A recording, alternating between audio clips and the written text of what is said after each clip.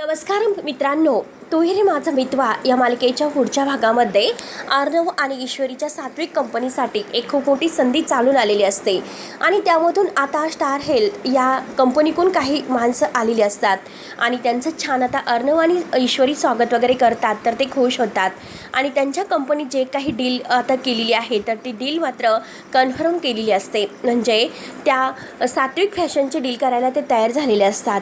तेव्हा इकडे वल्लरी हे सर्व ऐकते. वल्लरी म्हणते की कितीही काही झालं तरी अर्णव ईश्वरीला मी सात्विक फॅशन कंपनी नाही मिळून देणार. त्यानंतर रमाकांत मात्र अर्णवला म्हणतो की हे बघ अर्णव, मला तुझ्याशी फार म्हणजे महत्त्वाचं बोलायचं आहे. जे काही आता काही वर्षापूर्वी घडलं होतं त्याबद्दल, म्हणजे सुप्रिया आणि रमाकांतचा भूतकाळ आता नक्की काय आहे हे सर्व काही मात्र आता रमाकांत सांगायला तयार झालेला आहे. म्हणून रमाकांत आता सगळ्यांना एकत्र बोलवतात, परंतु तेथे वल्लरी येते आणि वल्लरी आल्यानंतर मात्र रमाकांत आता वल्लरीकडे पाहत असतो.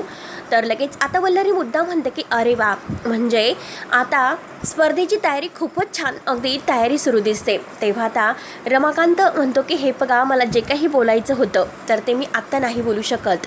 ईश्वरी म्हणते की बोला ना बाबा, तुम्हाला नक्की काय सांगायचं होतं. त्यावरती मात्र रमाकांत म्हणतो की नाही, आत्ता नाही, असे बोलून रमाकांत आता आतमध्ये निघून जातो. तेव्हा आता ईश्वरी विचार करते की बाबांना नक्की काय झालं असेल. वल्लरी मामी आल्यानंतर बाबा असे काही न सांगता आतमध्ये निघून का गेले असतील. तेव्हा मित्रांनो, आता ईश्वरी हे सगळं काही कसं शोधून काढेल हे आपण आता पुढच्या व्हिडिओमध्ये बघूयात. तोपर्यंत धन्यवाद.